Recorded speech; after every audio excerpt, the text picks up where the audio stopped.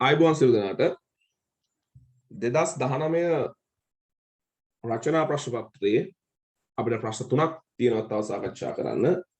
මම ඒ ප්‍රශ්න ටික සාකච්ඡා කරන්න තමයි ලෑස්ති වෙන්නේ. ඒතර අපි 2019 ප්‍රශ්න පත්‍රයෙන් පස්සේ අපි 2012 ප්‍රශ්න පත්‍රය තමයි සාකච්ඡා කරන්න ඉන්නේ. ඒතර අපිට 2019 ප්‍රශ්න පත්‍රයේ 7 වෙනි ප්‍රශ්නය සාකච්ඡා කරන්න ඉතිරි වෙලා තියෙනවා. පළවෙනි කොටසේ ඒ කොටස විද්‍යුත් රසායනය සම්බන්ධයෙන් තමයි ප්‍රශ්නේ යන්නේ. මම පොඩ්ඩක් ඒක ඩයග්‍රෑම් එක ඇඳගත්තා. වීඩියෝ එකේ වෙලාව පොඩ අඩු කරන්න ඕන නිසා මෙතන ටක් ගාලා මට මේක හදාගෙන යන්න තියෙන්නේ. මේක කියනවා මේ M ලෝහයේ සාපේක්ෂ පරමාණුක ස්කන්ධයේ සෙවීම සඳහා රූපේ දක්වා ඇති ඇටෝම භාවිතා කරන ලදී. නියත ධාරාවක් මිනිත්තු 10ක කාලයක් t සමානයි 10යි තප්පර කියලා දාගමු. 10 තප්පර නෙවෙයි මිනිත්තුනේ. අපි හොම දාගමු. තුල විද්‍යුත් විච්ඡේදනය සිදු කරන ලදී. මෙම කාල පරාසය තුලදී ඒ කෝෂයේ කැතෝඩේහි ඒ කෝෂය මේක තමයි ඒ කෝෂය. මේක තමයි B කෝෂය. කැතෝඩේහි 31.75 මිලිග්‍රෑම් ස්කන්ධ වැඩිවීමක් සිදු අතර. දැන් ඕකේ ඇත්තටම කැතෝඩේ ඇනෝඩේ මොනවාද කියලා අපි හොයාගමු. හරිද? ඊට පස්සේ බලමු කැතෝඩේ කොහොමද මේ ස්කන්ධය වැඩි වුනේ.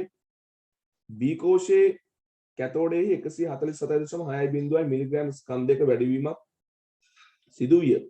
ඒ සහ B වල ජලයේ විද්‍යුත් විච්ඡේදනය වීමක් සිදු නොවන බව උපකල්පනය කරන්න. ඉස්සලාම් ප්‍රශ්නයට යන්න කලින් මම ඔයගොල්ලන්ට පෙන්නනවා දැන් මේකේ මේ ඍණාග්‍රය මේක. එතකොට ආයේ කතා දෙකක් නැහැ. ඉලෙක්ට්‍රෝන ගලාගෙන යන පැත්ත ලේසියෙන්ම ලකුණු කරගන්න පුළුවන්. මෙන්න මේ විදිහට. ඉලෙක්ට්‍රෝන ගලාගෙන එන පැත්ත. එතකොට දැන් මෙන්න මේ 4 කියන ඉලෙක්ට්‍රෝඩය ළඟ ඉලෙක්ට්‍රෝන ගන්න ප්‍රතික්‍රියාවක් වෙන්නේ. ඉලෙක්ට්‍රෝන ගන්න කියලා කියන්නේ ඔක්සි හරණයක් වෙන්නේ. ඔක්සි හරණයක් වෙනවා නම් ඊළඟට අපි එකට කියනවා කැතෝඩය කියලා. ඒ නිසා මේ B කෝෂයේ කැතෝඩය එනම් මෙතනින් ඉලෙක්ට්‍රෝන එළියට යනවා. ඒ කියන්නේ මේ 3 කියන ඉලෙක්ට්‍රෝඩය ගත්තාම ඔතන ඉලෙක්ට්‍රෝන දැන් මම ඔයාලට හැමදාම මේ වගේ ප්‍රශ්නයක් ආවම මෙහෙම කියලා දෙනවා.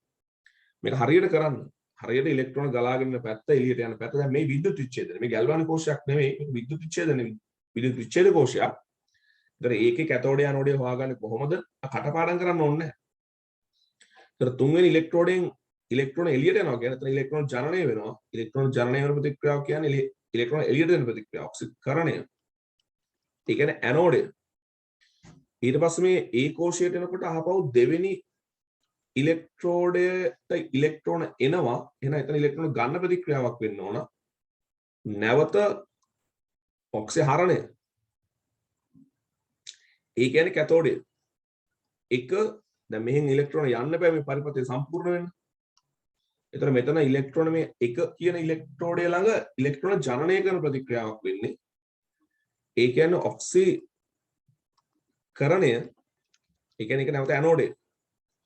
එතකොට ස්කන්ධ වැඩි වීම වෙලා තියෙන්නේ මෙන්න මේක ඇනෝඩය, ආයි මේක කැතෝඩය, මේක ඇනෝඩය. එතකොට ස්කන්ධ වැඩි වීම වෙලා තියෙන්නේ මෙන්න මේ A කෝෂයේ කැතෝඩේ 31.75 මේකේ 31.75 මේකේ තමයි මිලිග්‍රෑම් වැඩි වෙලා සෝරි ඒ B කෝෂයේනේ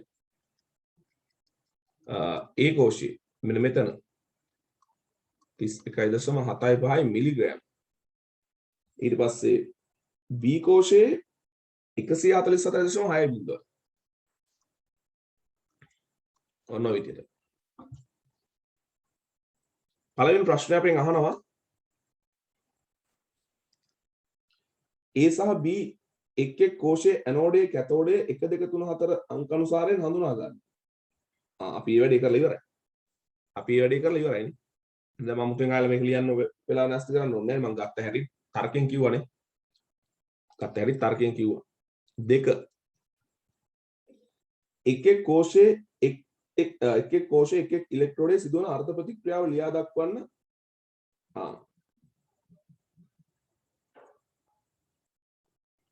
හරි අර්ධ ප්‍රතික්‍රියාව ලියා දක්වන්න. එතකොට මේ අර්ධ ප්‍රතික්‍රියාව ලියනකොට අපිට කෝෂ දෙකේ අර්ධ ප්‍රතික්‍රියාව වෙන වෙනම සඳහන් කරන්න වෙනවා.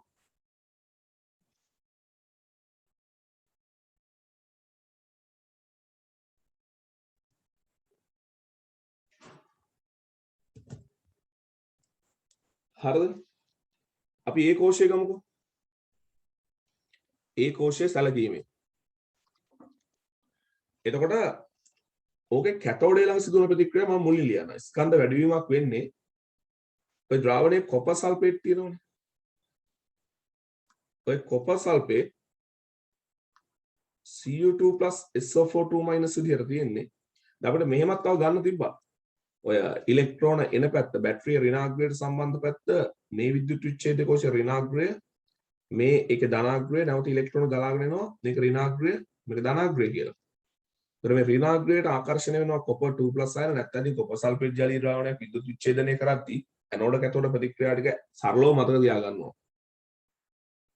ඉච්චර පහළට වැටලා ඉන්න බෑ. ඒකයි මට කියන්න තියෙන්නේ. මෙතන ඇත්තටම කොපර් 2+ තමයි කැතෝඩේ ළඟට යන්නේ. ඒතර කොපර් 2+ අයන මේ ඉක්වස් කියලා දාන්න ඕන.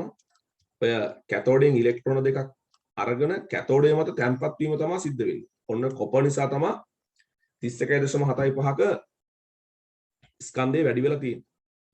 ඊට පස්සේ අපි ඒකේ ඇනෝඩේට ගියොත් ඇනෝඩේදී සිද්ධ වෙන්නේ මෙතනදී ජලයේ විද්‍යුත් විච්ඡේදනය වෙන්නේ නැහැ. දැන් කොහොමද ඉලෙක්ට්‍රෝන නිදහස් කරන ප්‍රතික්‍රියාවක් සිද්ධ වෙන්න ඕන.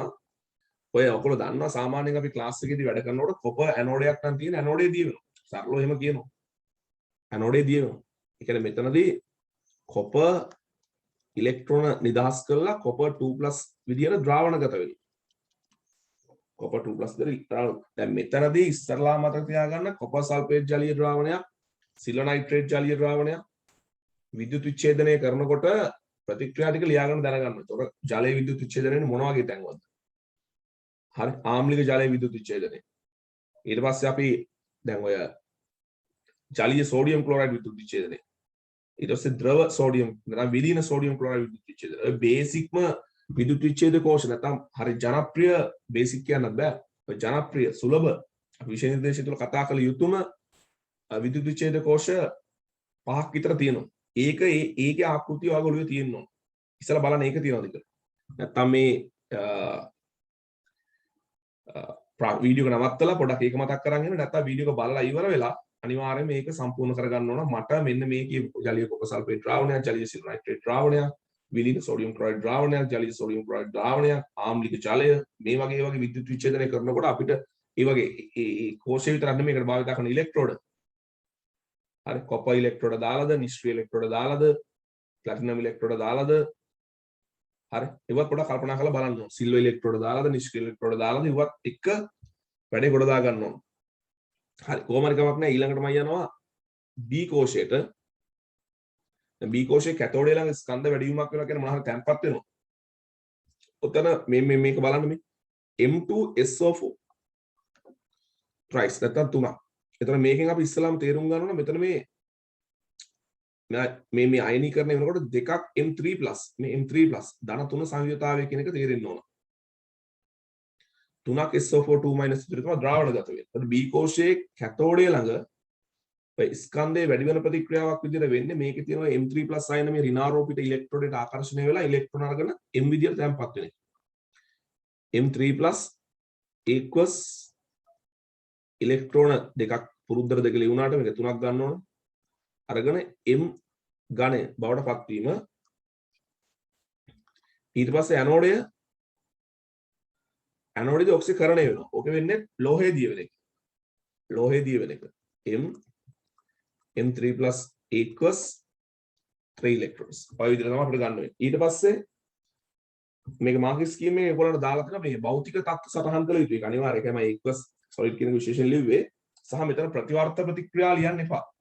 ප්‍රත්‍යවර්ත ප්‍රතික්‍රියා ලියන්න එපා. ප්‍රතික්‍රියාව සිදුවන දිශාවට ඔක්සිකරණය වෙන එක ඔක්සිකරණය වෙන පැත්තට, හරණය වෙන එක හරණය වෙන පැත්තට ලියන්න ඕන. ඊට පස්සේ මේකේ ප්‍රශ්නයක් අහනවා විද්‍යුත් විච්ඡේදනය සඳහා භාවිතා කරන නියත ධාරාව ගණනය කරන්න. නියත ධාරාව. දැන් ධාරාව ගණනය කරන්න Q = IT කියලා නම් සමීකරණයක් තියෙනවා. එතකොට I සමානයි Q බෙදීම T කියලා සමීකරණයක් තියෙනවා. T අපි දන්නවා. විද්‍යුත් ප්‍රමාණය Q අපි දන්නවා කූලෝම් වලින් හොයන්න ඕන. කූලෝම් වලින් හොයන්න ඕන. හැබැයි අපි ළඟ ඔය ඉලෙක්ට්‍රෝන මවුල ප්‍රමාණය සමීකරණයක් ඕන නම් මෙහෙම හදා ගන්න පුළුවන්. ඔය කූලෝම් වලින් උත්තර ඕන. හරිද? කූලෝම් වලින් උත්තරේ ඕන.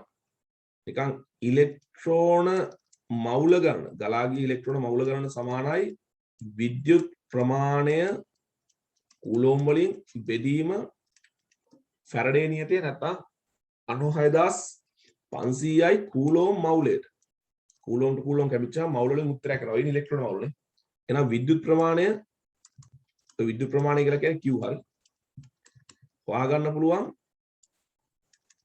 ඉලෙක්ට්‍රෝන මවුල ගණන වැඩි කරන්න 96500යි කූලෝම් මවුලයට වලින්.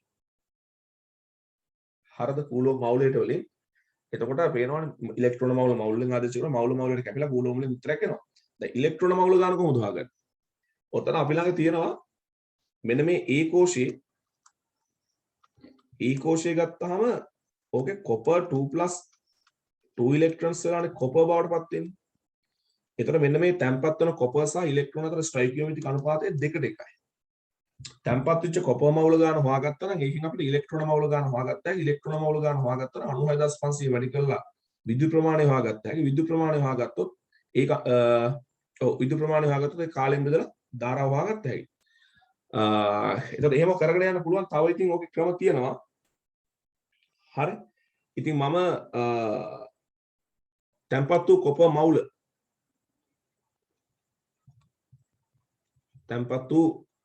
copper මවුල හොයන්න අර 31.75 මිලිග්‍රෑම් නේ 10 වැඩි කරලා ග්‍රෑම් කරලා ඊට පස්සේ යාගේ මෞලික ස්කන්ධය මේක දෙන්න ඕන.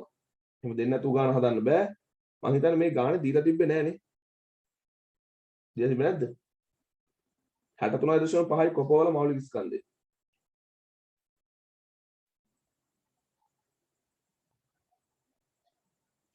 මේ මාකී ස්කීම් එකේ තියෙනවා කොපර්හි සාපේක්ෂ පරමාණු ස්කන්ධය හා ෆැරඩේ නියතය සඳහා ඕනෑම සංකේතයක් හෝ අගයක් භාවිතා කර එම අගයන් හෝ සංකේතය ඇසුරෙන් පිළිතුරු සපයාත් නම් මේ අනුව සම්පූර්ණ ලකුණු ප්‍රදානය කරනවා.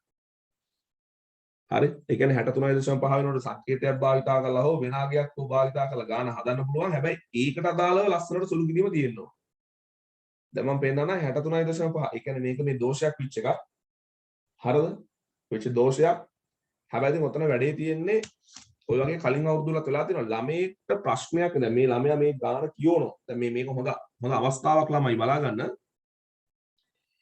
ඒකොල්ලෝ අපිට ෆැරඩේ නියතය සහ මේ මෙතන කොපර් වල මෞලික ස්කන්ධය දෙන්න ඕන දැන් වැඩේ තියෙන්නේ හොඳට විද්‍යුත් රසායනය කරලා ගිය ළමයෙක්ට මේ ප්‍රශ්නය කරන්නත් පුළුවන් හැබැයි ෂුවර් නෑ කොපර් වල මෞලික ස්කන්ධය කීයද දාන්න කියලා අන්න එතනදී මෙයාලා මේ පස්සෙනේ කියන්නේ මේ මෞලික ස්කන්ධය සඳහා ඕනෑම වගේක් දාගෙන හෝ ෆැරඩේ නීතිය සඳහා සංකේතයක් දාන ගාන හදාන ලකුණු දෙන්නම් කියලා. පස්සේ කියන්නේ. ඒ නැති එක්සෑම් එකට කලින් කියන්න ඕන මේ එක්සෑම් එක වෙලේ කියන්න නැත්තම්. එහෙම වෙන්නේ නැහැ මම කියන්නේ ප්‍රායෝගිකව කරන්න බෑ. නමුත් ඉතින් මේක හදා ගන්න පුළුවන් ළමයෙක්ට කොපර් වල මෞලික ස්කන්ධය ෂුවර් නැතුව. ෆැරඩේ නියතය 96500ද ගන්නෙ නැත්තම් ඒක ආසන්නගයක් නැතන. නිවැරදි මාගේ ගන්නවාද කියලා ෂුවර් එකක් නැතුව ගාන හදන්න නැතුව ගියා නම් ඒ ළමයට කොච්චර අපරාධද? ඒ ළමයට කොච්චර අපරාධද? ඔයාලා දැනගන්න ඒ විදිහට ලබා දිය යුතු දත්තයක්. මොනවද ලබා දිය යුතු දත්ත? ඒගොල්ලෝ දන්නවා මේවයි ගණන් වලදී ෆැරඩේ එකක් කියන්නේ කොච්චරක්ද? ඒ වගේම ඒ අදාළ ලෝහ වල මෞලික ස්කන්ධ දෙන්න ඕන. එහෙනම් සංකේතයක් දාගෙන හදාගෙන යන්න පුළුවන්. ඔය වගේම ගාණක් තියෙනවා මට මතක විදිහට ජලයේ වාෂ්පීකරණ එන්තැල්පිය දෙන්න ඕන තැනක දීලා තිබ්බේ. ඒ වුණාට සංකේත දාලා හදපුවම ලකුණු දෙනවා කියලා බයිලා ගහනවා පස්සේ. ළමයි දන්නවද එහෙම සංකේත ඔක්කොම ඉලක්කම් වලින් දීලා ගාන සංකේත වලින් හදලා සංකේතයක් ඇසුරින් උත්තරේ තියන්න ඕනේ නැහැ නේද? අනිත් ඒවා සංකේත දෙනවනේ. නේද?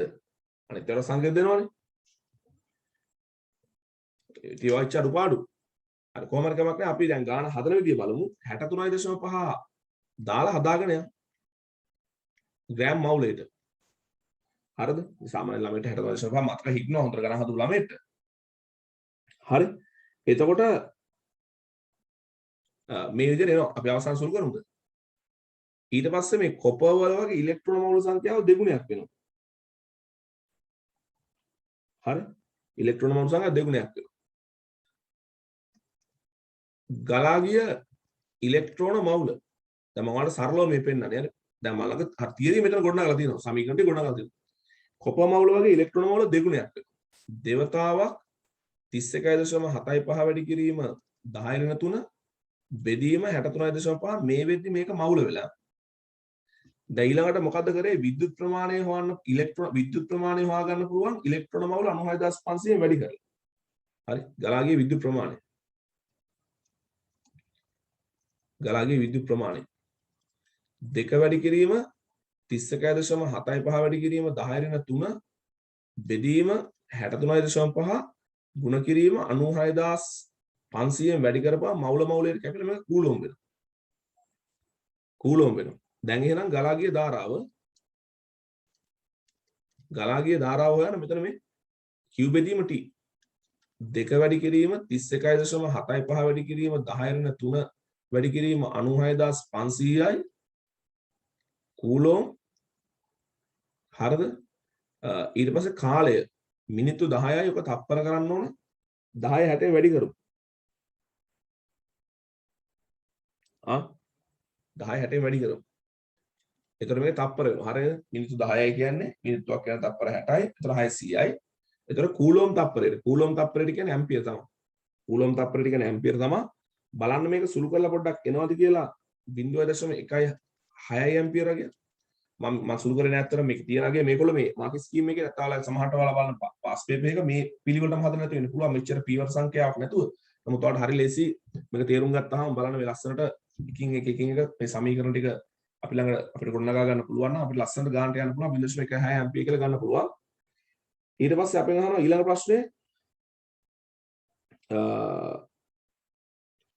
M ලෝහයේහි සාපේක්ෂ පරමාණු ස්කන්ධය ගණනය කරන්න. දැන් ඔය ගානෙම මෙන්න මේ කොපවල සාපේක්ෂ පරමාණු ස්කන්ධය ආපු තැනට ඒ ලෝහයේ සාපේක්ෂ පරමාණු ස්කන්ධය දැම්ම නම් ගණනය කරගන්න පුළුවන්.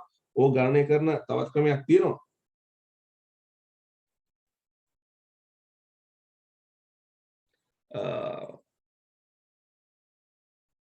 අපිට මෙහෙම කරන්න පුළුවන්. දැන් ඉතින් ඔය මිනිත්තු 10ක කාලය තුල ගලා ගිය 0.16 ඇම්පියර් ධාරාවක් නම් ඒක මේ B කෝෂය තුලනුත් ගලාගෙන යනවා.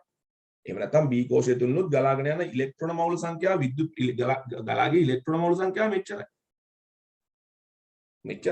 ඉලෙක්ට්‍රෝන මවුල සංඛ්‍යාව මෙච්චරයි. ඒතර අපිට හරි ලේසියෙන් ওই ගාන හදන්න පුළුවන්. මේ හරිය මකලා හදන්න. හරි මම අර කැල ඕන.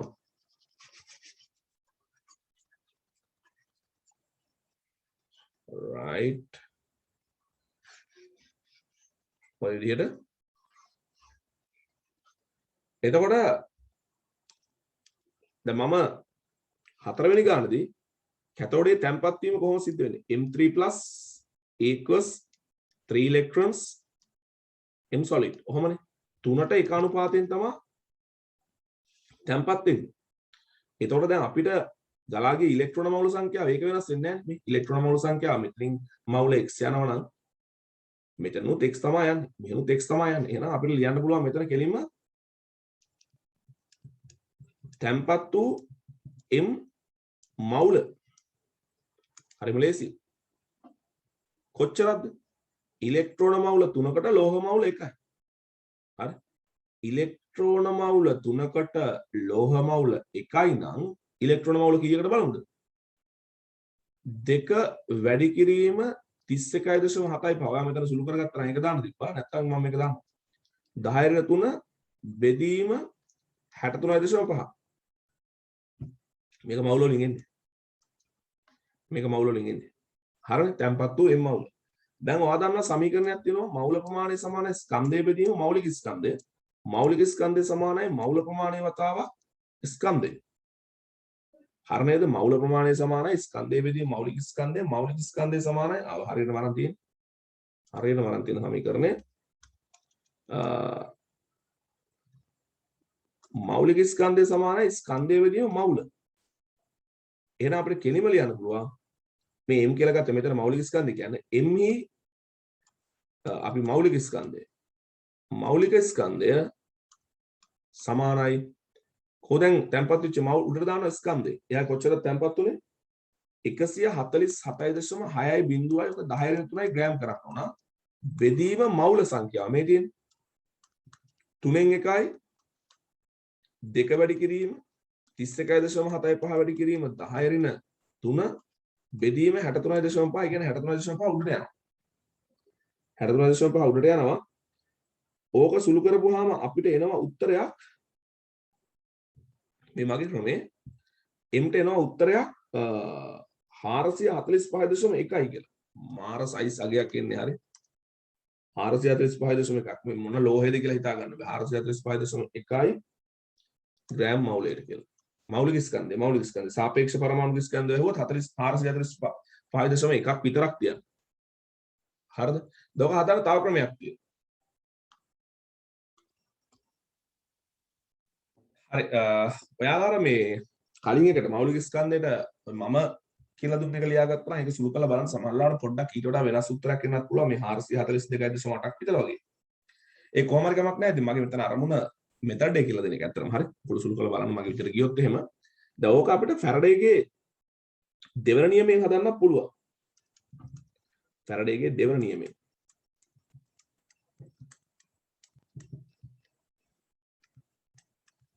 දැන් මේ වගේ එකිනෙකට වෙනස් විද්‍යුත් විච්ඡේද ද්‍රාව්‍ය වලින් එකම ද්‍රාවණ තුලින් එකම විද්‍යුතය එකම විදුලි ප්‍රමාණයක්ද මේ එකම විදුලි ප්‍රමාණය යනකොට අපිට මෙන්න මෙහෙම වැඩක් කරන්න පුළුවන් නිදහස් වන කොපර් ස්කන්ධය සමානයි යාගේ විදුලි රසායනික ශ්‍රාමකයට හරිද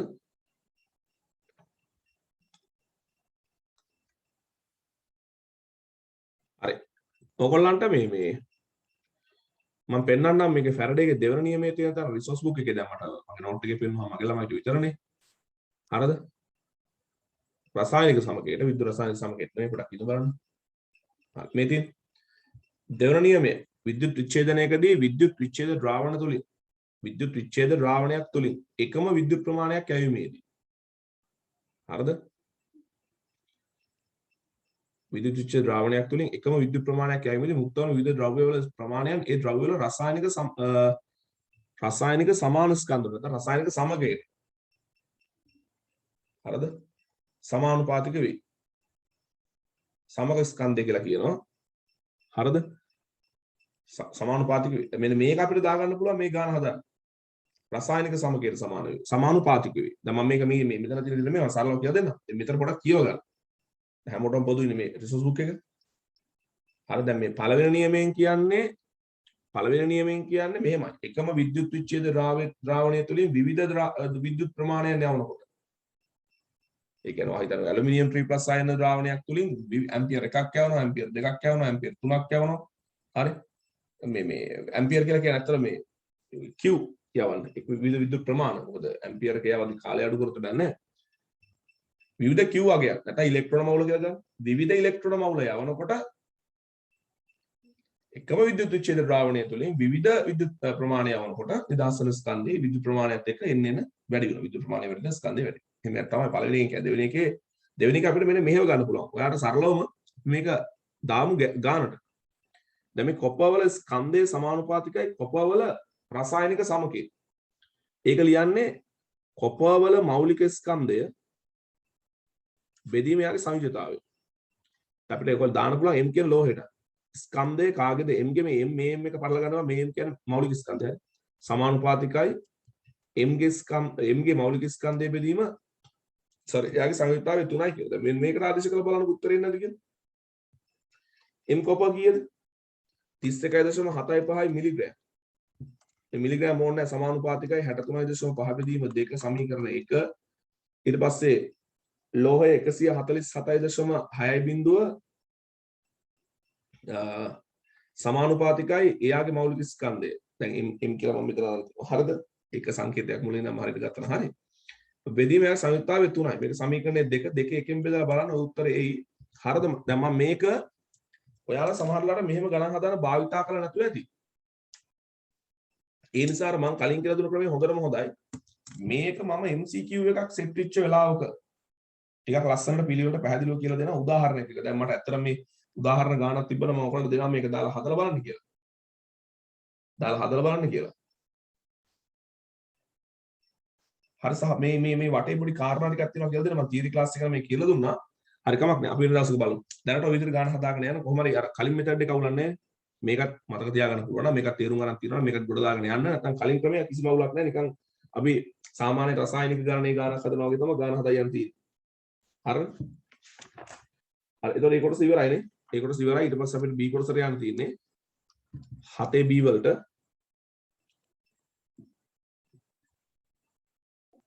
A B C යන සංයෝග හරින ප්‍රශ්න ඉවරයිනේ. හරි. A B සහ C සංගත සංයෝග වේ. ඒවට අශ්‍රතලීය ජ්‍යාමිතිය ඇත. අශ්‍රතලීය කිව්වම මතක තියාගන්න.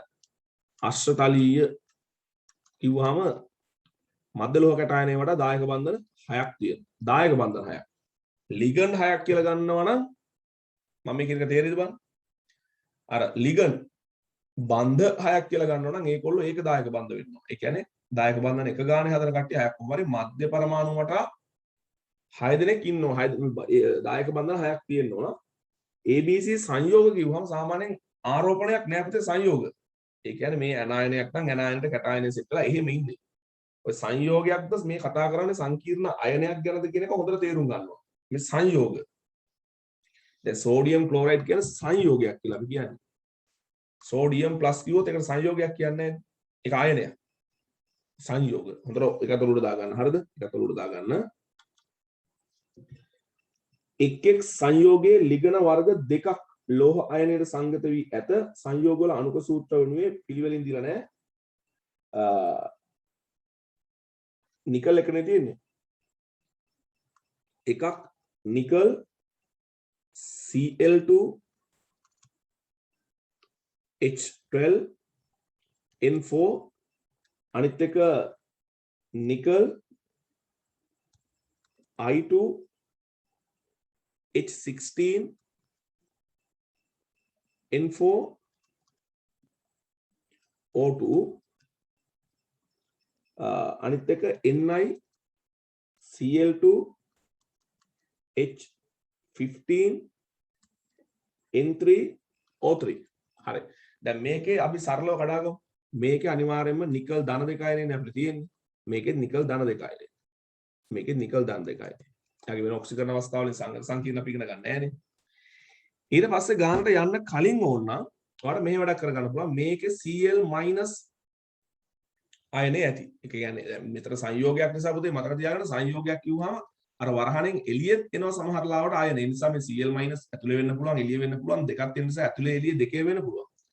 මේ නයිට්‍රජනුයි හයිඩ්‍රජනුයි තියෙන නිසා හයිඩ්‍රජන් ඔක්සිජන් එහෙම තිබ්බනම් අපිට ජලය හදා ගන්න තිබ්බා. නමුත් අපි දන්නවා නයිට්‍රජන් හයිඩ්‍රජන් එක ජනප්‍රියම සංගත මේ ලිගන්ඩ් එකක් NH3. ඒතර නයිට්‍රජන් 4ට 4 රත් වුණු 12යි ගානට හයිඩ්‍රජන් උත් සෙට් වෙනවා. ඒ නිසා මේකේ Cl- NH3 තියෙනවා කියලා ගමු. මේකේ Cl- 2යි නේ. 2යි. හරි. ඊට පස්සේ ඊළඟ එකේ I- දෙකක් තියෙන ගතියක් පේනවා. ඔක්සිජන් උත් දෙකක් තියෙන නිසා ඔක්සිජන් දෙකට හරියන හයිඩ්‍රජන් 4ක් දාලා අපි ජලය දෙකක් හදාගමු නිකන් මම මේ කරන්නේ. හරි. ඊට පස්සේ මෙතන ඕනනම් NH3 4ක් හදාගමු. NH3 4ක් හදාගමු. ඊට පස්සේ ඊළඟ එකේ Cl- උත් දෙකක් තියෙනවා. ඒ වගේම ජලය 3ක් තියෙන නිසා අපි 3ක් H2O හදාගමු. නයිට්‍රජන් 3ක් තියෙන නිසා 3ක් ඇමෝනියා හදාගමු. බලන්න හයිඩ්‍රජන් නැද්ද කියලා. 3 3 9යි 9යි 6 15යි. හරිනේ? හරි. දැන් ඔහොම හදාගත්තට පස්සේ මේගොල්ලෝ A ගැන කියනවා උණු ජලයේ ද්‍රවණය වන සුදු අවක්ෂේපයක් ලෙඩ් ඇසිටේට් එක දෙනවා. දැන් ලෙඩ් ඇසිටේට් එක උණු ජලයේ දිවන සුදු අවක්ෂේපයක් දෙන්නේ PbCl2 නේ. අපි දන්න ජනප්‍රිය කාරණයක්. දැන් එතකොට මේ තුන් දෙනාගෙන් ඔය කරලා තියෙන මේ තුන් දෙනා ඉන්න ජලීය ද්‍රාවණ වලට ලෙඩ් ඇසිටේට් දාලා එතකොට මේ තුන් දෙනාගෙන් අයනික විදියට Cl- ඒ කියන්නේ මේකේ කොටු අරහණෙන් එළිය Cl- Cl ඉන්නවනේ. එතකොට ඒ කොටු අරහණෙන් එළියේ ඉන්නකොට තමයි ජලීය ද්‍රාවණයකදී Cl- නිදහස් කරන්න පුළුවන්. ඒ නිසා පළවෙනියටම මෙන්න මෙයා A නෙමෙයි කියලා තීරණය කරුවොත් මොකද ඒකේ I- තියෙන්නේ. එහෙනම් ඒව වෙන්න පුළුවන් උඩ එක්කෙනා හරි පල්ලෙහා එක්කෙනා හරි. හැබැයි මම මෙහෙම දෙයක් දැක්කා. දැන් මේකේ ජලය තුනකුයි ඇමෝනියා තුනකුයි තියෙන නිසා පුතේ ඔය තුන ඇතුළට දාන්න වෙයි. මොකද කොටු අරහණෙන් එළියට අපිට මේ උදාසීනව දාන්න බෑනේ. උදාසීනව දාන්න බෑ. ඒතකොට ජල අණු තුනයි ඇමෝනියා අණු තුනයි කොටු වරණ ඇතුළට ඒක ලිගන්ස් විදියට දැම්මට පස්සේ සංගත ගෝලයට ඇතුළට දැම්මට පස්සේ නැත්නම් මධ්‍ය කැටායනත් එක්ක දායක බන්ධන වලින් මේ හය සම්බන්ධ කරාට පස්සේ මධ්‍ය කැටායනයේ වටා අශ්‍රතලී ජ්‍යාමිතියක් එනවා. ඒ වගේම ඔබේ ලස්සරට Cl- දෙකක් එළියට දාගන්න පුළුවන් වෙයි. මොකද නිකල් 2+ වල ධන දෙක ආරෝපණය බැලන්ස් කරන්න ඕන නිසා. ඒතර කෙනෙක්ට මේක රිජෙක්ට් කරේ කොහොමද කියලා හෙවොත් එහෙම පුතා මේ බලන්න. Cl- දෙකයි NH3 4යි කියලා තියෙන්නේ 4. මේ කෑලි 6යි තියෙන්නේ. ඒතර අපි දන්නවා ආශ්‍රිතලී ජ්‍යාමිතියෙන් කොටු වරහන් ඇතුළට 6ක් දාන්න ඕන. ඉතින් මේ 6 දාපුවාම ඇතුළේ පිරෙනවා. එළියට දාන්න දෙයක් ඉතුරු වෙන්නේ නැහැ. එළියට දාන්න ඕනෙත් නැතිවේ මොකද ඔය Cl- වල ඍණ දෙකට නිකල් 2+ වල දාන දෙක කැපුණාම ඕක කොටු වරහන් ඇතුළේම උදාසීන වෙලා යනවා. ඒ නිසා මම ඒ විදිහට තෝරගන්න මෙන්න මෙයාව නිකල් එක්ක මම ඇතුළට දානවා NH3 3කුයි හරිද? NH3 3කුයි ඔයාලට මේ ඇතුළේ ලිගන්ඩ් එකේ පිළිවෙල මාරු වුණාට ගැටලුවක් නැහැ. සොස්පෙල් දෙක සලකන්නේ NH3 3කුයි H2O 3කුයි දාපුවාම මේකේ සමස්තාරෝපණය ධන දෙකක් වෙනවා මෙතෙන්ට එනවා. ඒ ධන දෙකට Cl- දෙකක් සෙට් කරලා මෙහෙම ලියන්න පුළුවන්. Cl2 කියලා. මෙතන ඉස්සරහ තියන්න එපා. හරිද? ඊට පස්සේ B මොකද කියන්නේ? B අවක්ෂෝපයක් නොමැත. ඒ කියන්නේ දැන් මම ඒතර මේ මම මෙයාව තෝරන්න. ඒ තෝරගත්තාම වෙන දේ බලන්න. මොකද එයාට මට තේරුණා මේ තියෙන 6 ඇතුළට දාපුවම කොටු වරහනේ ඇතුළට දාපුවම නිකල් 2+ Cl- දෙක කැපිලා ගියාම උදාසීන වෙනවා. ඒ නිසා කොටු වරහනෙන් එළියේ. ඒ කියන්නේ මේ සංකීර්ණ කොටසට නැත්නම් කොටු වරහන ඇතුළේ තියෙන කොටසට එළියෙන් කවුරු ඒ කියන්නේ අයනිකව කවුරු සම්බන්ධ වෙන්නේ නැහැ. ඒ නිසා ඔක එන්නේ නිකල්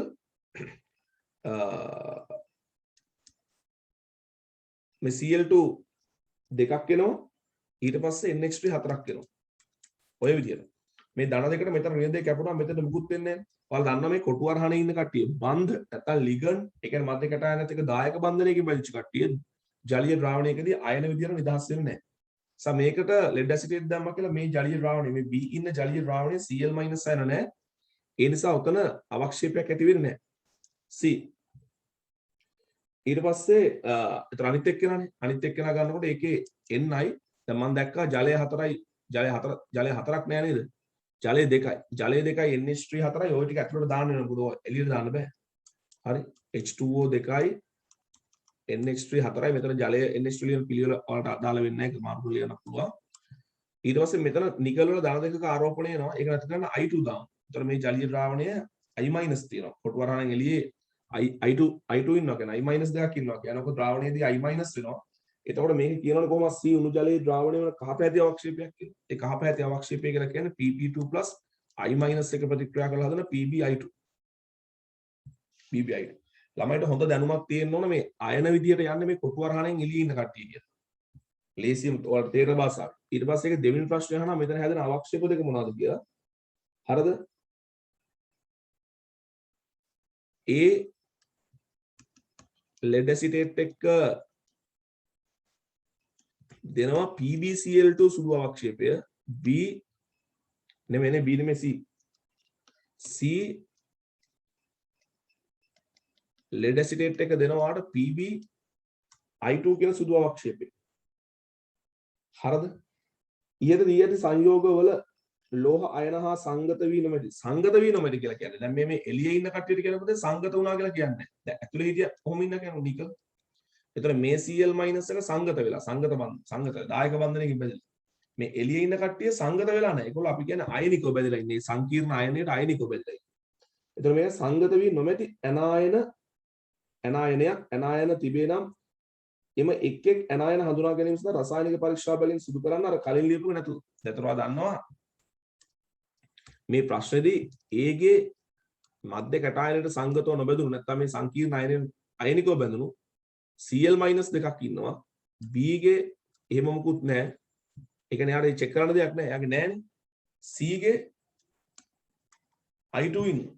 එතකොට මේ A වල ඉන්න මේ මෙතන Cl- ඉන්නවා කියන එක පෙන්නන්නයි මෙතන I- ඉන්නවා කියන එක පෙන්නන්නයි ටෙස්ට් අහන්නේ. එතකොට අපිට Cl- දැන් මෙතන අපිට A ට B ට වෙන වෙනම ලියුවත් කමක් නැහැ. A ට B ට C ට වෙන වෙනම ලියුවත් කමක් නැහැ. නැත්තම් Cl- අඳුර ගන්න I- අඳුර ගන්න. ඔයා නිකන් ලියන්න ඕන නම් ඉබාගෙන මෙහෙම ලියන්න පුළුවන්. A සඳහා හරිද? එතකොට A සඳහා කියන්නේ කවුරු අඳුර ගන්නද? Cl- අයන අඳුනා ගැනීම සඳහා කියලා ලියලා අපිට පුළුවන් ජලීය ද්‍රාවණයට සිල්වර් නයිට්‍රේට් එකතු කරන්න. ජලීය ද්‍රාවණයට සිල්වර් නයිට්‍රේට් එකතු කරපුවම Cl- 1 AgCl සුදු අවක්ෂේපය ලැබෙනවා. එතන ලියන්න මේ සුදු අවක්ෂේපයේ තනුක HNO3 වල දිය නොවේ. නමුත් තනුක ඇමෝනියා තුල දිය වේ කියන. තනුක ඇමෝනියා තුල දිය වේ. තනුක ඇමෝනියා තුල දිය වේ. ඊට පස්සේ ආයේ පාට B අනායනයක් අඩංගු වෙන්නේ නැහැ කියලා ලියන්න පුළුවන්. C සඳහා ඒ කියන්නේ C සඳහා තරම C සඳහා කියලා නෙමෙයි ඔක ලියන්න ඕන. ඇත්තටම ලියන්න ඕන ඒගොල්ලෝ අහන්නේ අපිට මේ සංගතෝන බුදුන අයන අඳුන ගන්න. ඒතකොට Cl- සඳහා I2 සඳහානේ. එහෙනම් මෙතන පැහැදිලිවම I- සඳහා. I- අඳුනා ගැනීම සඳහා C වල තියෙන I-. ඒකටත් ඕකම දාන්න. සිල්වර් නයිට්‍රේට් I- එක්ක AgI අපිට හම්බ වෙනවා කහපාට අවක්ෂේපයක්. කහපාට අවක්ෂේපයක්. මෙන්න මේ කහපාට අවක්ෂේපය තනුක HNO3 වල දිය වෙන්නෙත් නැහැ. ඒ වගේම තනුක හෝ සාන්ද්‍ර ඇමෝනියා තුල දිය වෙන්නෙත් නැහැ. තහවුරු කරන්න. හරිද? ඒ ඇර තව අපිට සුදුසු පරීක්ෂා තියෙනවා මේ I- හඳුන ගන්න අපිට භාවිතා කරන්න පුළුවන්. එදා මම ඔයාලට ඉනෝගනික් සෙමිනාර් එකෙත් කතා කරා. ඔය ජලීය ද්‍රාවණය හරිද? ඔය ජලීය ද්‍රාවණය CHCl3 ක්ලෝරෝෆෝම් එක වගේ සෙලෙවුවා නම් හරිද? ඔය ජලීය ද්‍රාවණයේ තියෙන I- ටික නෑ ඔහොම ක්ලෝරෝෆෝම් එක දාලා මේ තියෙන දැන් ඔය C අඩංගු ජලීය ද්‍රාවණය ක්ලෝරෝෆෝම් එක දාලා මේ ජලීය ද්‍රාවණය තුළින් Cl2 වායුව බුබුලණය කරා නම් Cl2 ප්‍රතික්‍රියා කරනවා I- එක උතන හැදෙනවා I2. ඔය හැදෙන I2 ටික එනවා ක්ලෝරෝෆෝම් ස්තරයට අපිට දම් පැහැති ගෝලිකා. නැත්තම් මේ ක්ලෝරෝෆෝම් ස්තරයේ දම් පාට වෙනවා කියලා ලියන්න පුළුවන්. ඒක පැහැදිලි ලියන්න C අඩංගු නැත්තම් I- අඩංගු ජලීය ද්‍රාවණය CHCl3 ස්වල්පයක් සමග මේ CHCl3 අඩංගු පරීක්ෂණ නාලයකට එකතු කර හරි Cl2 වායුව බුබුලණය මේ කතා ප්‍රතික්‍රියා ලියන්න ඕනේ. ඒතරට වෙන දෙයක් මම කිව්වේ මේ දෙක අතරම ස්තර දෙකක් විදිහට තියෙන්නේ. ජලීය ස්තරය තමයි I- තියෙන්නේ. ඒතකොට Cl2 වායුව බුබුලණය කරද්දී ජලීය ස්තරය තුළ I2 හැදෙනවා. එහෙම ගන්න. හැබැයි I2 දිය වෙන්න කැමති ක්ලෝරෝෆෝම් තුල. ඒ නිසා අර ජලීය ස්තරය තුළ හැදෙන මෙන්න මේ ස්තරය තුළ හැදෙන හරි මේ ජලීය ස්තරය තුළ මේ උඩ හැදෙන මෙන්න මේ ප්‍රතික්‍රියාවෙන් හැදෙන I2 ටික එහෙමම රිංගනවා ක්ලෝරෝෆෝම් ස්තරයට කියලා ගත්තා නම් හරි ක්ලෝරෝෆෝම් ස්තරය තුළදී දම් පාට වෙනවා. දැන් මේවා ටෙස්ට් කියලා දීලා තියෙනවා. පොඩ්ඩක් මතක් කරන්න මට ඕනුනේ. හරි ඊළඟට M අලුත් ප්‍රශ්නයක් නේ. දෙවෙනි එක M ආන්තරික ලෝහය ජලීය මාධ්‍යයේදී වර්ණවත් P සංකීර්ණ අයනයේ සාදයි ඒට MH2ON තියෙන හරියට මේ හෙක්ස් එකක් මේ තියෙන ඉතින් M+ සාමාන්‍ය රසායනික සූත්‍රය යටතේ පහත දී ඇති ප්‍රතික්‍රියාවලට භාජනය වේ. හරිද? දැන් ඔය NH3 දාපුවම හයිඩ්‍රොක්සයිඩය අවක්ෂේප වෙනවා. වැඩිපුර දැම්මොත් සාමාන්‍යයෙන් සමහර කට්ටිය ඇමින් සංකීර්ණ හදලා දිනනවා. මේ Q කොළ පැහැති අවක්ෂේපයක් ලැබෙනවලු. කොළ පැහැති අවක්ෂේපයක්. ළමයට තේරෙන්න ඕන ඇමෝනියා දාපුවම කැටායනයක් අවක්ෂේපයක් ලබා දෙනවා නම් ඒ යාගේ හයිඩ්‍රොක්සයිඩය.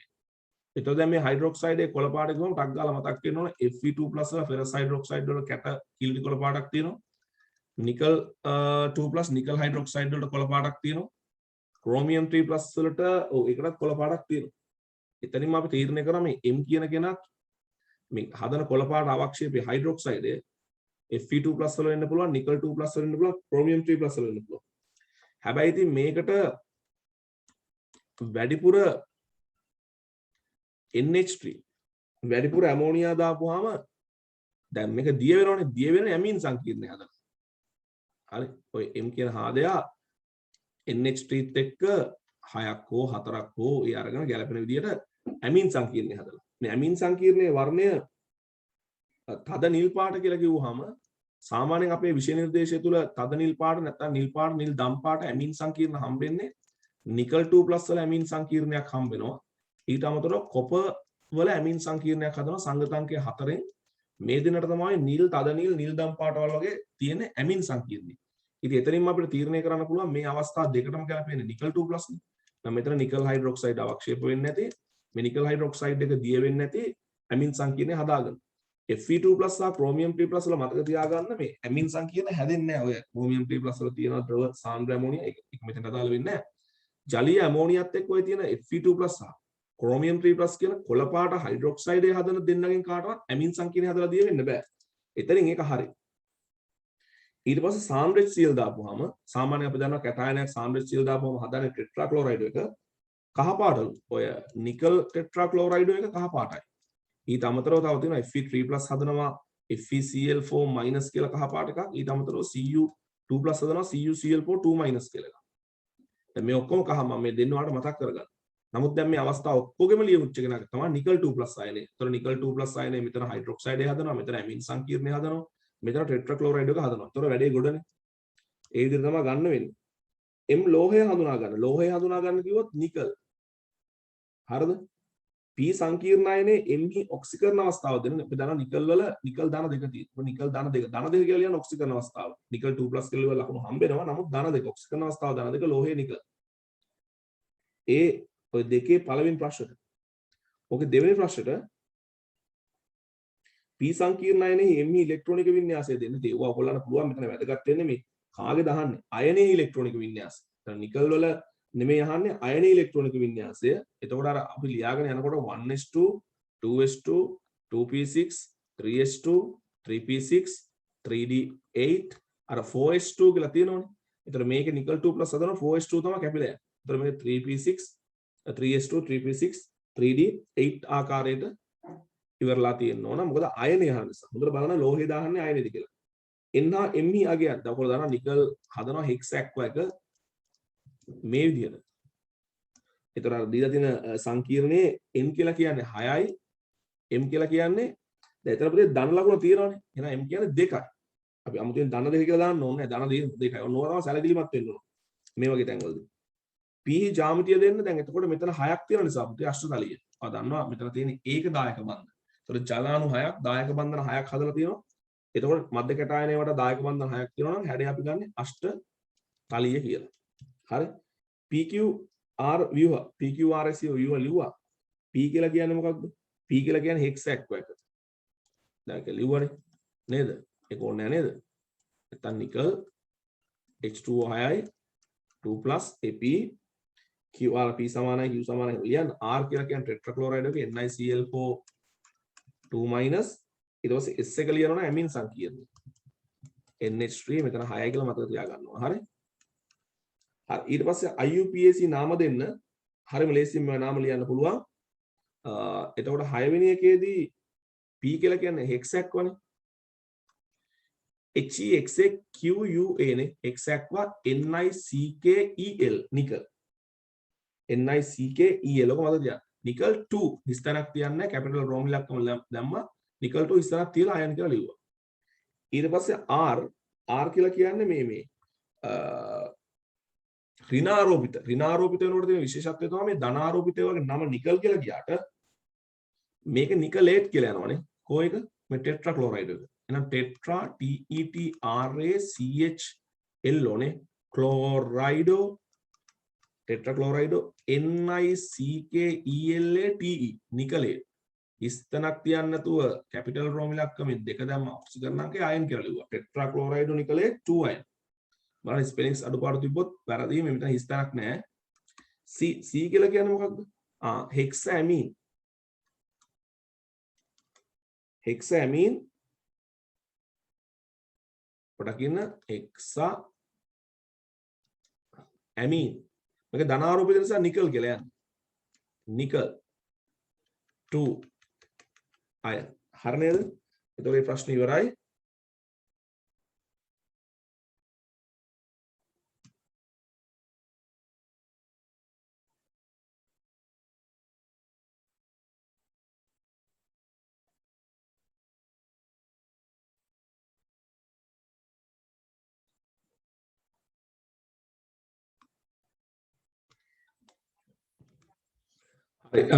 එන්නෝ නවවෙනි ප්‍රශ්නෙට. නවවෙනි ප්‍රශ්නේ ගත්තොත් X ද්‍රාවණයේ ලෝහ කැටායන 4ක් අඩංගුවේ මෙම කැටායන හඳුනා ගැනීම සඳහා පහත පරීක්ෂා සිදු කරන ලදී. එක XC කුඩා කොටසකට තනුක HCl එකතු කරනලාදී අවක්ෂේපයක් නොමැත. දැන් ඔය HCl දාපුවාම අවක්ෂේපයක් නැහැ ගුවාම මට සරලව මතක් වෙන කාරණා ටික මම කියන්නේ. Ag+ අයන නැහැ. Pb2+ අයන නැහැ. ඒ වගේම රසදියවල ධන එක අපි Hg22+ කියලා කියන ජලීය ද්‍රාවණයකදී මේගොල්ලෝ නැහැ. ඒක අපිට කියා ගන්න යන්න පුළුවන්. දෙක. ඉහත එකෙහි ලැබෙන ද්‍රාවණය තුලින් H2S බුබුලණය කරන ලදී කළු පැහැති අවක්ෂේපයක් ලැබෙනවා.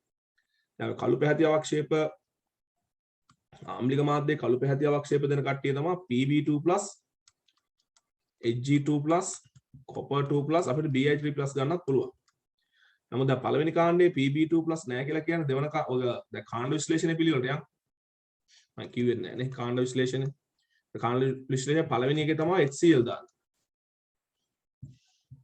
දෙවෙනි එකේ තමයි ආම්ලික මාධ්‍ය H2S බුබුලණය කරන්නේ. ආම්ලික මාධ්‍ය H2S බුබුලණය කරන්නේ.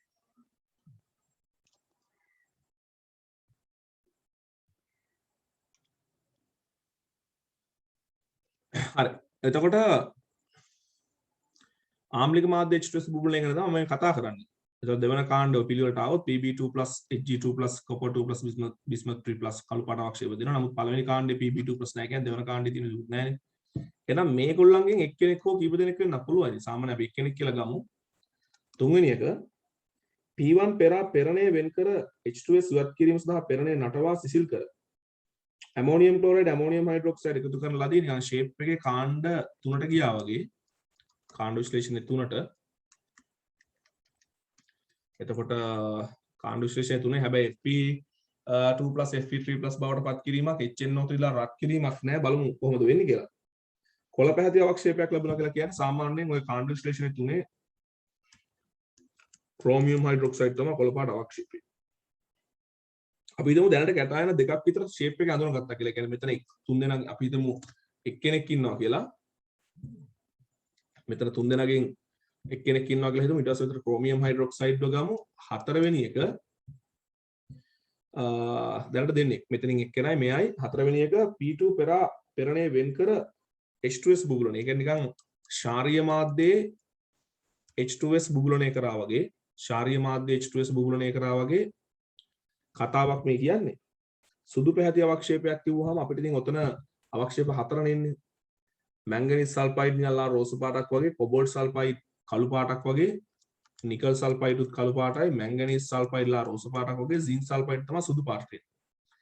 එතකොට මේ දෙන්න කළුනේ ලියා ගන්න. මේකලා රෝස පාට වගේ මේක සුදු පාට. එහෙනම් සුදු පාට අවක්ෂේපය මෙයා. එහෙනම් දැන් අපිට කැටායන දෙකක් නිශ්චිතවම හරි වගේනේ. මෙතන ක්‍රෝමියම් ධන 3, මෙතන සින්ක් ධන 2, මෙතනින් එක්කෙනෙක් ගමු. පස්වෙනි ටෙස්ට් එකේ කියනවා P3 වෙන් කර H2S ඉවත් කිරීම සඳහා පෙරණේ නටවා සිසිල් කර ඇමෝනියම් කාබනේට් එකතු කරා. කාණ්ඩ විශ්ලේෂණයේ පහට ගියා වගේ ඇමෝනියම් කාබනේට් එකතු කරපුවාම සුදු පාට අවක්ෂේපයක් දෙනවා. කැල්සියම් කාබනේට් සුදු පාට අවක්ෂේපයක්, බේරියම් කාබනේට් සුදු පාට අවක්ෂේපයක්, ස්ට්‍රොන්ටියම් කාබනේට් සුදු පාට අවක්ෂේපයක්. ඔය තුන් දෙනා එක්කෙනෙක් තමයි අපිට ගන්න වෙන්නේ. ඊට පස්සේ ඔය අවක්ෂේප පිළිබඳව පරීක්ෂණ ටිකක් කරනවා. මෙතන කළු අවක්ෂේපයේ P1, මෙතන කොළ අවක්ෂේපයේ P2, මෙතන සුදු අවක්ෂේපයේ P3, මෙතන සුදු අවක්ෂේපයේ P4. P1 උණුසුම් තනුක HNO3 හි P1 ද්‍රවණය කර. ඔය ළමයි දැනගන්න ඕන මේ සල්ෆයිඩ් වලට මොකක් හරි කොතනක හරි සල්ෆයිඩයක් අවක්ෂේප වුණාට පස්සේ ඔය සල්ෆයිඩයට HNO3 තනුක HNO3 හරි උණුසුම් HNO3 හරි එහෙම දැම්මොත් ඔය අදහස ඔය සල්ෆයිඩය දිය කරගන්න එක. මම පොදුවේ සල්ෆයිඩය MS කියලා ගන්නම්. මෙයාගේ සංයුක්තාවය 2 කියලා අරගෙන එහෙම නොත් ඔය HNO3 හමුවේ සාමාන්‍යයෙන් සිද්ධ වෙන්නේ කැටායනයේ නයිට්‍රේටය හැදෙනවා. ඒ කියන්නේ කැටායනයේ හපෝ නිදහස් වුණා වගේ දෙයක් තමයි මෙතන සිද්ධ වෙන්නේ. HNO3 වල තියෙන නයිට්‍රජන් සාමාන්‍යයෙන් NO වලට ගිහිල්ලා මෙතන තියෙන ඍණ දෙකේ සල්ෆයිඩ් සල්ෆෝට යන එක වෙනවා. සාමාන්‍යයෙන් තනුක HNO3 වල වගේ 11 එක කියයි. අවශ්‍ය නම් ඔයාගේ මේ ප්‍රතික්‍රියා පිළිබඳ වැඩි විස්තර අවශ්‍ය නම් 11 මේ ප්‍රතිඵල පැත්ත ගැන යම් අදහසක් වට දෙනවා. නිකන් ආවිලතාවයක් සමග මේ සල්ෆයිඩේ දිය වුණා කිව්වොත් ඒ සල්ප හැදුණා කියන එක ආවිලතාවයක් සමග ලියා ගන්න ඕන. හරි ලෝහ සල්ෆයිඩයකට HNO3 දාන්නේ ලෝහ සල්ෆයිඩේ දිය කරගන්න කියලා ලියා ගන්න. ආවිලතාවයක් හැදුණා කිව්වොත් ඒක තේරුම තමයි පුතේ මේක රෙඩොක්ස් ප්‍රතික්‍රියාවක් කරහා තමයි මේක මේ දිය කරගන්නේ. ඒ කියන්නේ ඔක්සිකරණ ඔක්සිහරණයක් කරහා. සල්ෆයිඩය සල්ෆ වලට ගෙනල්ලා තමයි ලෝහ කැටායනේ නිදහස් කරගන්නේ. එහෙම එකක් තමයි මෙතන වෙලා තියෙන්නේ. නමුත් ප්‍රධාන වශයෙන් ඔයාගේ මතකයේ තියෙන්න ඕන දේ තමයි මේ වගේ සල්ෆයිඩ් එකකට HNO3 දාන්නේ කැටායනය නැවත නිදහස් කරගෙන කැටායනය පිළිබඳව වැඩිදුර පරීක්ෂණ පවත්වා. එතකොට දැන් උණුසුම් තනක මෙතන උණු තනක HNO3 දාලා තියෙන්නේ ද්‍රාවණය ද්‍රවණය කර වැඩිපුර සාන්ද්‍ර ඇමෝනියම් හයිඩ්‍රොක්සයිඩ් එකතු කරන ලදී. දැන් කැටායනය නිදහස් වුණාට මම දැනට හිතනවා මෙයාගේ සංයුතාවය 2යි කියලා. එහෙම වුණොත් මේකට වැඩිපුර ඇමෝනියම් හයිඩ්‍රොක්සයිඩ් එකතු කරනවා කියලා කියන්නේ. නැත්නම් ඇමෝනියා එකතු කරා කිව්වත් දෙකම එකයි ප්‍රශ්නයක් නෑ. මෙතන වැඩිපුර සාමාන්‍යයෙන් කැටායනයක් හයිඩ්‍රොක්සයිඩය අවක්ෂේප කරගන්න කැටායනයක් නම් අපි ඇමෝනියම් හයිඩ්‍රොක්සයිඩ් නැත්නම් ජලීය ඇමෝනියා ස්වල්ප වශයෙන් දාගෙන යනකොට එයාගේ හයිඩ්‍රොක්සයිඩය අවක්ෂේප කරගන්නවා. මෙතන වැඩිපුර දානවා කියලා අදහස් කරන්නේ බොහෝ විට ඇමින් සංකීර්ණය හදනවා කියලා පෙන්වන්න දන්නේ. හැබැයි බලමු. ද්‍රාවණයක් නම් ලැබිලා තියෙන්නේ වැඩි. හරි මේක තද නිල් පැහැදිලි ද්‍රාවණයක්. ඒ කියන්නේ ඇමෝනියා එක්ක සාමාන්‍යයෙන් වෙන්නේ ඔය ජල අද්‍රාව්‍ය හයිඩ්‍රොක්සයිඩයක් හදන කෙනෙක් නම් හයිඩ්‍රොක්සයිඩය අවක්ෂේප කරගන්න එක. එහෙම නැත්නම් මේකේ ඇත්තටම මේ වෙලා තියෙන අපිට ගන්න පුළුවන් ඇමින් සංකීර්ණය. මොකද මෙතන අපි දන්නවා Hg2+ copper2+ bismuth 3+ සාමාන්‍යයෙන් අපි ඔළුවේ තියෙන මේ කොල්ලන්ගේ හයිඩ්‍රොක්සයිඩය නැත්නම් ඔක්සයිඩය දැන් ඔයගොල්ලෝ ජනප්‍රියම පැහැදිලිවම දන්න copper hydroxide bismuth hydroxide වගේ කට්ටිය ජල අද්‍රාව්‍යයි කියලා. හරිද? හරි. ඒතකොට Hg2+ වල හයිඩ්‍රොක්සයිඩය ගැන වැඩි අපි කතා කරන්නේ නැහැ. ඌ අස්ථායි ඊට පස්සේ ඒගොල්ලෝ ඔක්සයිඩ් වලට යනවා. කොහොමත් ඒගොල්ලන්ට OH- එක්ක අවක්ෂේප වීමක් තමයි උරුම වෙලා තියෙන්නේ. හැබැයි මෙතන OH- එක ඒ කියන්නේ මේ ඇමෝනියා ඇමෝනියම් හයිඩ්‍රොක්සයිඩ් දානකොට සාමාන්‍ය ස්වල්ප වශයෙන් දාගෙන යනකොට ඒගොල්ලන්ට අවක්ෂේප වීමක් තමයි උරුම වෙලා තියෙන්නේ. නමුත් වැඩිපුර දානකොට දිය වුණා කියන්නේ ෂුවර් එකට මෙතන ඇමින් සංකීර්ණය හදුවා කියලා හිතන්න පුළුවන්. ඇමින් සංකීර්ණ නිල් පාටයි කියලා කියන්නේ කොපර් ඇමින් සංකීර්ණය තමයි නිල් පාට මෙතන හැටියට. මෙතන තියෙන copper 2+ bismuth 3+ Hg2+ නේ. ඔය තුන් දෙනාගෙන් ඇමින් සංකීර්ණය හදන්නේ copper 2+. එතන නිල් පාට ඇමින් සංකීර්ණයක් හදලා එතන මැච් වෙනවා ගන්නට මෙතන copper 2+ අයනේ තිබ්බා කියලා. P2 වැඩිපුර තනුක සෝඩියම් හයිඩ්‍රොක්සයිඩ් එකතු කර H2O2 එකතු කරා ඊට පස්සේ කහපාට ද්‍රාවණයක් ලැබුණා කියලා කියන්නේ මම මෙතනම ලියන්න. ඔයාලා සරලව ලියා ගන්න. P2 ගත්තාම ඔතන වෙලා තියෙන ක්‍රෝමියම් ධන 3 හයිඩ්‍රොක්සයිඩ් එකකින් ප්‍රශ්නයක් නැහැ. බාෂ්පික මාධ්‍යයේදී H2O2 එක්ක ප්‍රතික්‍රියා කරලා CrO4 2- අයන කහපාට ක්‍රෝමේට් අයන හැදිලා තියෙනවා. ඔක තමයි වෙලා තියෙන්නේ. ඊට පස්සේ මේ ක්‍රෝමේට් වලට CrO4 2- වලට අම්ලයක් දානකොට ඩයික්‍රෝමේට් බවට පත් වෙනවා කියලා ඔයගොල්ලෝ දන්නවා. එතකොට කහපාට ද්‍රාවණය තැඹිලි පාට වෙනවා. ඒ නිසා අපිට ක්‍රෝමියම්ම තවදුරටත් තහවුරු කරගන්න පුළුවන්. මම මේක මකලා දාන්න. ඊට පස්සේ P3 වලට තනුක HCl වල ද්‍රවණය කර දැන් මේ තියෙන්නේ සල්ෆයිඩයක් නේ. ඔය සල්ෆයිඩ් දැන් ඔයාලට පේනවා කොපර් සල්ෆයිඩ් දිය කරන තනුක උණු තනුක HNO3 භාවිතා කරනවා. නමුත් මෙතන HCl භාවිතා කරනවා. හැබැයි මෙහෙමයි. ඔක යන්නේ මෙහෙමයි පුතේ. සමහර සල්ෆයිඩ් දෙනවා ලියා ගන්න. සමහර සල්ෆයිඩ් තනුක අම්ල වල දිය වෙන්නේ නැහැ. තනුක HCl වගේ දිය වෙන්නේ. තනුක HCl. තනුක HCl වල දිය වෙන්නේ නැහැ.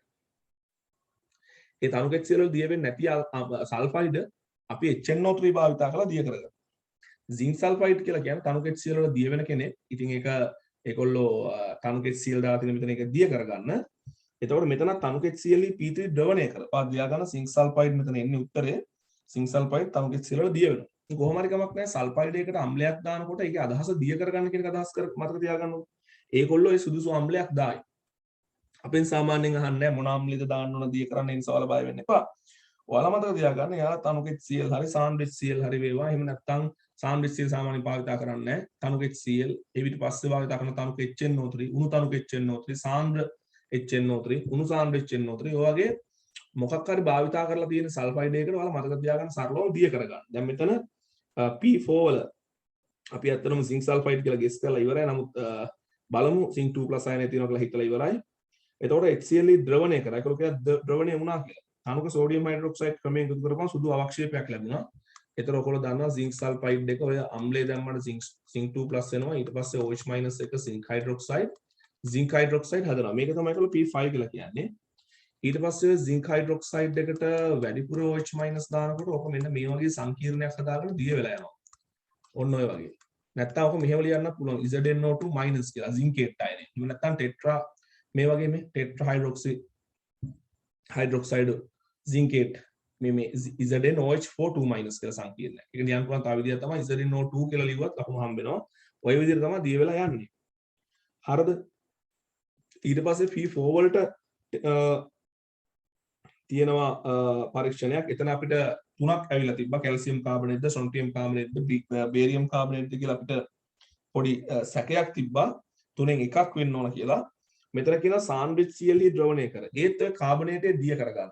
කාබනේටේ දිය කරගන්න ඒගොල්ලෝ සාන්ද්‍රිත CL භාවිතා කරාලු. ඊට පස්සේ පහන් සිළු පරීක්ෂාවට භාජනය කරාලු.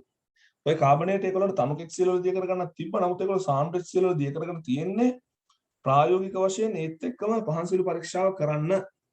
හරි. සාමාන්‍ය කාබනේට තමුකෙක් CL වල දිය වෙනවා. මේ සාන්ද්‍රිත CL වල දිය කරගත්තාම අපි දන්නවා අපි සාන්ද්‍රිත CL වල අර ප්ලැටිනම් කුර සාන්ද්‍රිත CL වල ඔබලා තමයි අදාළ සංයෝගයේ ගාවලා අපි ඔය පාන්සිළු පරීක්ෂාව කරන්නේ. ඒකේ සාන්ද්‍රිත CL භාවිතා කරන්න හේතුව පාන්සිළු පරීක්ෂාව කියලා දෙනවා. හරිද? ඒතර කොහොම හරි කමක් නැහැ පාන්සිළු පරීක්ෂාවේදී ගඩොල් රතු වර්ණයක් ලබා දෙන්න පුළුවන් කැල්සියම් සංයෝග වලට. නැත්නම් කැල්සියම් ක්ලෝරයිඩ් මෙතන සාන්ද්‍රිත CL එක ඇතරම ඔය කැල්සියම් කාබනේට් ප්‍රතික්‍රියා කරලා අපි හිතමු CaCl2 තියෙන්නේ කියලා කැල්සියම් ක්ලෝරයිඩ් වලට නැත්නම් කැල්සියම් 2+ අයන වලට පුළුවන් පාන්සිළු පරීක්ෂාවේදී ගඩොල් රතු වර්ණයක් දෙන්න. හරි මම හිතන්නේ ප්‍රශ්නක දාලා ගොඩාක් කාරණා මම කතා කරා. ඊට පස්සේ උත්තර ටික ලියාගෙන යන්න තියෙන ඕගොල්ලන්ට. හරිද? මේගොල්ලෝ අපේ දාපු තර්ක අහනවාද කියලා බලන්න. කැටායන හතර හඳුන ගන්න විතරයි කියන්නේ. ඒතර copper 2+ හඳුනගත්තා. ඊට පස්සේ chromium 3+ හඳුනගත්තා. ඊට පස්සේ zinc 2+ හඳුනගත්තා. ඊට පස්සේ calcium 2+ හඳුනගත්තා. දෙවෙනි එක අපිට කියනවා මේ අවක්ෂේප ද්‍රාවණවල වර්ණයන්ට හේතු වෙන ඒවා සහ මේ අවක්ෂේප ටික ලියන්න කියලා. P1 copper sulfide නේ. P2 අපිට කොළ පාට අවක්ෂේපයේ chromium hydroxide. ඊට පස්සේ P3 විදියට ආව සුදු පාට අවක්ෂේපයේ zinc sulfide. ඊට පස්සේ P4 විදියට ආව calcium carbonate. ඒගොල්ලෝ P5 ඉල්ලනවා. ඒ zinc hydroxide නේද? හරි. ඊට පස්සේ මේ ද්‍රාවණ වර්ණයන්ට හේතු වෙන්නේ. හරි. අර ද්‍රාවණය එක තද නිල් පාටක් දෙනවා කියනවනේ. ද්‍රාවණය එක ඒ කොපර් ඇමින් සංකීර්ණය. මම හිතන්නේ ඔයාලට මම කලින් කරපු අර පැහැදිලි කිරීමත් එක්ක මේ ටික ලියා ගන්න පුළුවන් පහසුවෙන්ම. ඊට පස්සේ ද්‍රාවණය දෙක ඒගොල්ලෝ කියනවා මේ අර chromium hydroxide වලට sodium hydroxide තව දාලා H2O2 දාපුවම කහ පාට වුණා කියලා. ඒ කියන්නේ chromate අයනය අර බැලන්ස් කරලා ගත්තා නම් ඔයාලට ඔක sodium chromate කියලා ලියන්න පුළුවන්. ඔය විදිහට. ඊට පස්සේ ද්‍රාවණය තුනේදී ඔයාලට ඔක ගන්න පුළුවන් dichromate වෙනවා කියලා. Cr2O7 2- මේ අයනයට ලකුණු දෙනවා. එහෙම නැත්නම් අපිට අර සංයෝගයක් විදිහට sodium dichromate කියලා ලියන්නත් පුළුවන්. මේ Cr2O2- Cr2O7 2- වල ලකුණු හම්බ වෙනවා. හරි. ඊට පස්සේ ද්‍රාවණය හතර ඕක ඔයාලට මම කියවන්නේ මෙහෙම ලියන්න පුළුවන් ZnO2-. ඕකම සෝඩියම් දාලා ලියන්න පුළුවන් Na2ZnO2 කියලා. එහෙම නැත්නම් මම නම් මෙහෙම තමයි වැඩිපුර ලියන්නේ ZnOH4- විදිහට තමයි දිය වෙන්නේ කියලා. එහෙම නැත්නම් මේක 2- ඉස්සලා මම මයිනස් කියලා දුන්නා මේක 2- මේකට සෝඩියම් දාලා ලියන්න පුළුවන් ඕන Na2ZnOH4 කියලා. මේක ප්‍රතික්‍රියා ලියන්න try කරන්න ඕගොල්ලෝ පුළුවන්. දැන් මම සරලව ලිව්වා. ඕගොල්ලෝ ලියන්න try කරන්න මේවා හැදෙන හැටි ප්‍රතික්‍රියා මේ විශේෂයෙන් ওই chromate di sodium කැල නැතත් කමක් නැහැ මේ chromate එක හැදෙන හැටි. ඒතර ප්‍රතික්‍රියා ටික සරලව ගත්තාම copper 2+ H2S එක හරිද? ඊට පස්සේ ප්‍රධාන වශයෙන්ම chromium 3+ NH4OH එක ඊට පස්සේ zinc 2+ H2S එක ඊට පස්සේ calcium 2+ ammonium carbonate එක නිකන් try කරන්න බලන්න. ඊට පස්සේ තව තිබ්බා copper sulfide එක HNO3 වල දිය වෙනවා. නිකන් balance කරේ නැතත් ප්‍රතිඵල ටික දාලා නිකන් ලියලා මතක් කරගන්න. මෙතන copper nitrate හැදෙනවා. copper nitrate CuNO3 twice sulfur හැදෙයි NO හැදෙනවා කියලා ගන්න ජලය හැදෙනවා කියලා.